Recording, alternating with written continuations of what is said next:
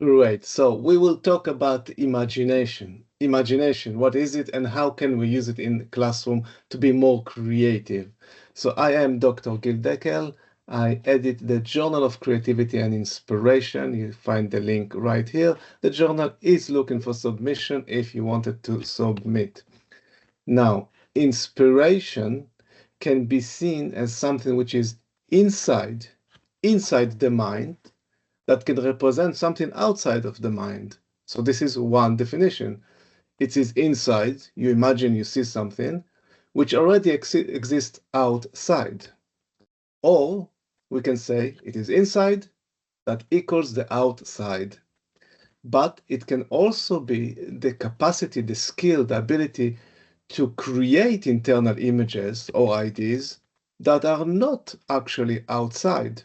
You can imagine something which is not necessarily outside. It may be outside, but it does not affect our senses, so we do not know that it is outside. In other words, it is something that happens in your mind, but we are not sure that it happens outside of your body. So we have two initial definitions of what is imagination. It is the ability to create images within you, with your eyes closed. You imagine a chair, and you know that this chair also exists outside. You open your eyes and you see that chair. So you can recreate it inside you. Or it could be something which is inside you. You are creating, imagining something that does not exist outside at all. And sure, I think someone has an open microphone if you want to check. So, two ways to look at imagination. Now, artists are using imagination in a very creative and practical way. For example, there is an artist that go outside to the street and they are looking for the imperfections in the street, like a hole or like a missing section of a pavement. This is a real photograph that artist took. This is not AI, a real photograph of a pavement in France. And the artist called MM, I can never pronounce it, MMM, that's his name right here. He's looking at what he sees outside. He sees broken section in the pavement, and he's thinking, what can he add from his inside, from his imagination? He's imagining, what can I put into that? What can I fill it with? And he's literally creating what you see here, mosaic, patchwork in his studio. Then he comes back and he literally fills the gap within the concrete. That's the original concrete imperfection. The artist looked, imagined from the inside what he can add. He goes, creates it, and he adds it to the outside. The original at the left before the work, and on the right after the work was produced. He calls it flacking. That's his name here below, flacking. Here is the link for his interview. We can share with you all the links later on. So it is from inside, imagining, and then bring it to the outside. Because you see, the job of the artist is to make imagination real. They are making the imagination real. Further example, look at that beautiful patchwork, improving the streets of France. I'm not sure it is legal, by the way, I don't think. Here on the left, a photo from his website, so I presume that this is him working in the studio. So colleagues, a question to you. What of the imagination, of your internal imagination, would you fill this gap with? I would pour blue water and turn it into a ladybug swimming pool. What would you do? Now, we don't have much time, so I'm not going to open a conversation at the moment, but this is a question for you to ask. So write down this question, and this is a question you can also ask in class with your students. Another artist doing something quite similar. She walks outside in the street. She sees what you and I see every day and we ignore: the pavement, the concrete, the floor, and those road markings. So this is what she sees on the outside. And then she says, what can I turn it? What can I transform it into from her inside? So she's taking the previous idea further. She's actually dealing with the materiality of the street. She takes the concrete, she takes the road marking, the yellow, and she's creating something new. So this is a concrete sculpture made of concrete because the street is a concrete, and the road marking, look what she has produced, creating something completely aesthetics. On the outside is this, on the inside is that. That's what she is seeing. Here is the link to an interview with her. Again, we have all the link which we can share with you later on. Very interesting. So you see, the great William Blake, the incredible William Blake, already said, he said, I see through my eye, but not with it. That's strange. I see through my eye, but not with it. Well, we all see with our eyes, but he's saying, actually, no, I see with my eyes, but through it, actually. So a question you could ask a student in class when you have more time, today we have only 20 minutes, is what does it mean through? What is the through that he means? And of course, he means that he is looking with the eyes, but it is through the internal eyes that he is seeing. Like this artist does. This artist is called Joe Foreman, who is creating this landscape artwork. This is not AI and this is not Photoshop. This is a real art, a real drawing that he has created on the shore, on the seaside.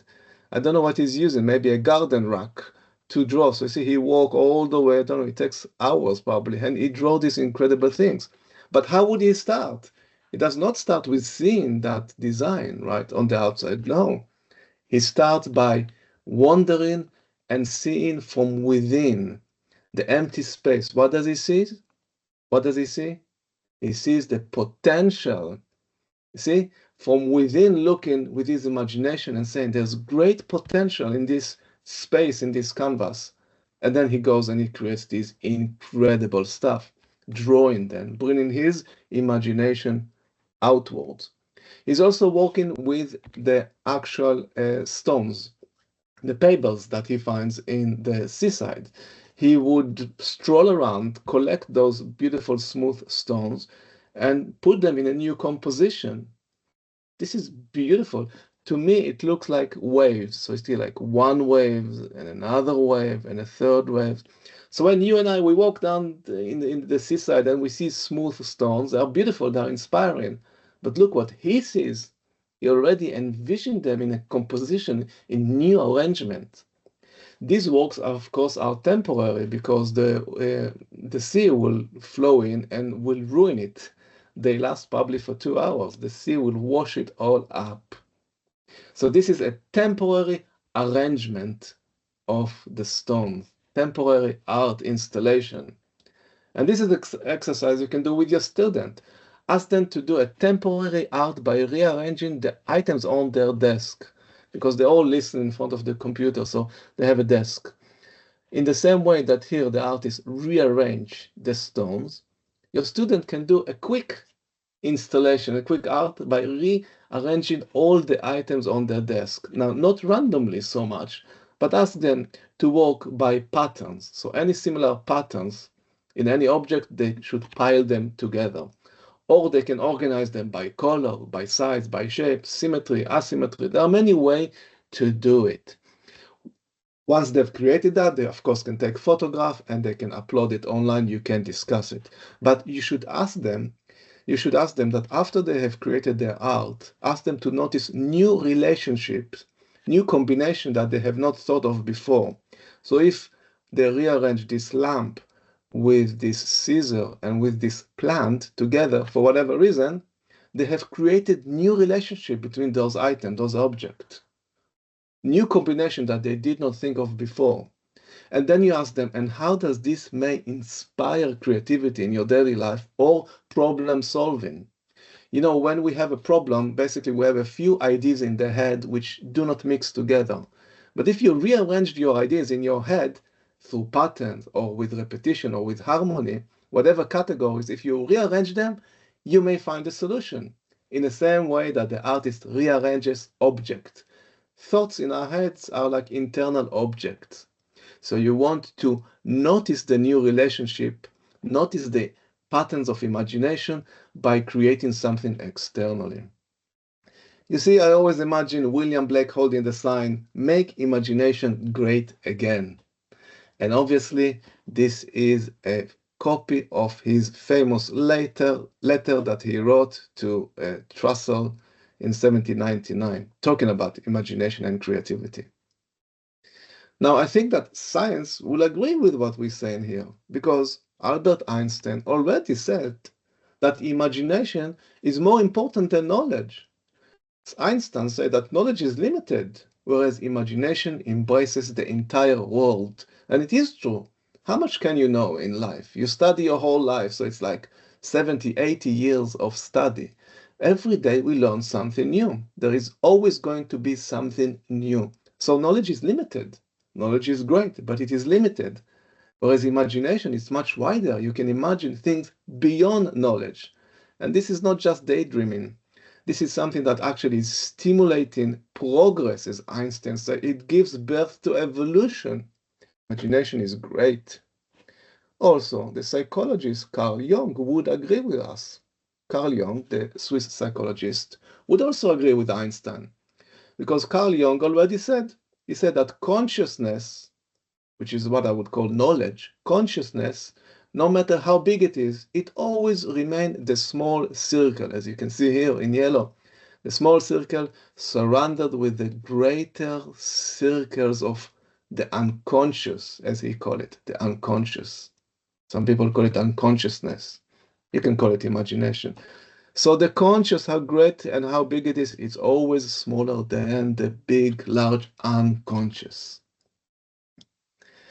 You see, colleagues, how do you reach that kind of awareness and understanding? William Blake, the great William Blake, gave us the question and the solutions.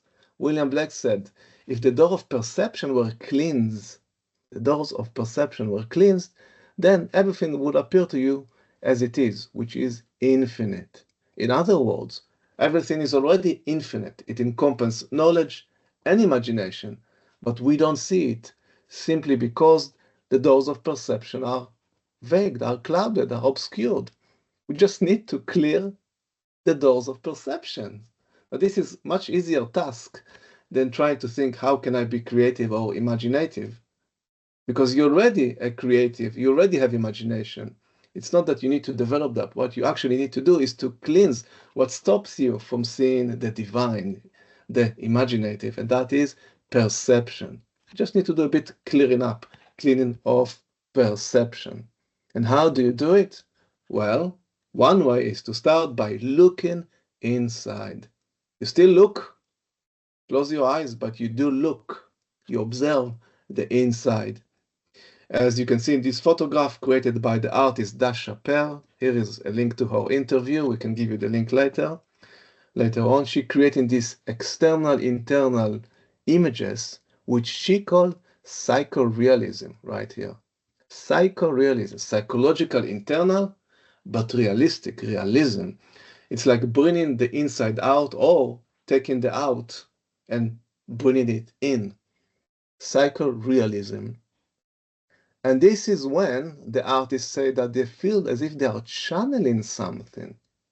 This amazing artists creating this incredible abstract art. There's always the question, is this great art or is this something that a 5-year-old child can do, so to speak? I can tell you that this is incredible. It's not easy to make this. The composition of the color here is stunning. And then this artist is saying, when I walk, I feel that I channel something. It is as if there is a part inside of her that knows what's happening. She said, there is something within me that knows what's happening when she's creating this art. And she just need to let it manifest itself. She just need to allow it to come forth, to let the imagination come forth. This is what William Blake said. You're already creative, you just need to cleanse what stops it, cleanse perception. So this artist, Emma Louise Harris, here is the link with an interview. We can give you the link later on. You see, and that is when we move from sight to vision. We move away from sight, from just looking, to vision. Vision is embedding our imagination into reality, making it greater than what it seems. Greater than what it seems. And so, to help students facilitate this move from sight to vision, I have created the Creative Keyboard Machine. The Creative Keyboard Machine is a web page where you simply need to type any random letter with your keyboard. So you close your eyes, randomly you type any keyboard letter, you click Get Prompt. It brings you inspirational prompt. And then we ask the student either to sketch a symbol, or write one-line text, short letter, or create mind map, whatever they want. But the idea is that they get some inspirational quote. Here is the website. Here is this. I'm going to try it now. I'm going to click randomly on Q, get the prompt. So you get questioning. Questioning is a curiosity in action, and so forth. And then we ask the student to create something out of it, a symbol, journal entry, mind map, and so forth. Now, colleagues, we actually do have some time. So what we'll do now, I'll ask you to do this exercise. Here is the link, which I'll try to type into the chat if I can. Don't find the chat. One moment. That's why we have email to Anshul, and Anshul will email it to you. What I'll ask you is to do this exercise right now. You'll get the link in a minute. And here we are. Because when you present, you don't see the chat box. That's okay. And sure, I'm sending you the link if you want to send it to colleagues. Colleagues, spend 30 seconds in the Creative Keyboard Machine.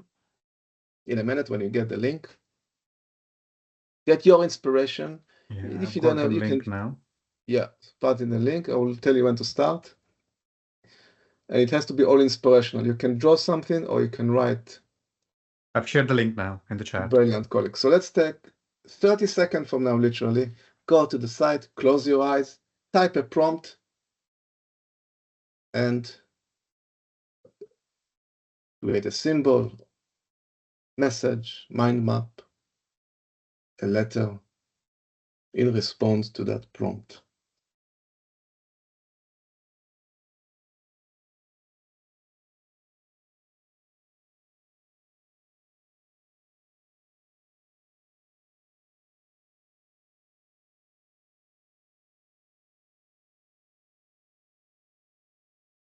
Fantastic. So I will stop you there. You can continue later. Just jot down your immediate thought. And if you want to share anything, colleagues, how about put in the chat box? So the question is, what did you find out? Or what are you drawing? The Creative Keyboard Machine, a way to engage with students by allowing them to forget about everything, so to speak, and start from scratch with something random. And the reason I've created it with a keyboard is because everybody has keyboard in front of them and we want quick results, so we can use the keyboard. Great. And so imagination is not necessarily a divine faculty, so to speak. It's not even mystical and not even visionary. It is accessible to all, the great William Blake telling us. It is accessible to all human beings, not just to artists and mystics. Artists and mystics, they respond to imagination. They hear the internal call and they say, I must respond, I must create. As William Blake said, I must create, or else I'll be enslaved. Whereas the so-called non-artists, non-creative, or people who don't engage with their creativity, they are, in a way, they forgot to answer the call. In a way, they are almost enslaved by sight. They don't use their vision. Artists use both sight and vision. And that's when we start to understand, what does it mean? Hold infinity in the palm of your hand and eternity in an hour, as the great William Blake told us in a poem. It's not just a poem, it's perhaps an instruction. Now we can understand, if we enlarge, cleanse our perception, then we can see the infinite. We can see the eternity in an hour. And so you can do this little exercise at home. You choose everyday object around you, and you try to see the infinity in it by telling us how a child will see the same object, how a poet will see it, or how a dreamer will see it. It's how a child will see it or use it. Children are great. They use things in a completely different way. Try to think how other perspective of observation will relate to that same daily object that we have, like a bottle of water. What else can we do with it, for example? Now you can write, or some people can draw, or you can actually take new photo, create photo project from objects, how we see them and how a child sees them. This is another way to represent imagination. And so in all, imagination does bridge the inner and the outer world. It shapes our surrounding, our feelings. It helps us fill gaps that we see in reality, and it helps us to see beyond the obvious. Well, colleague, thank you very much. This is the end.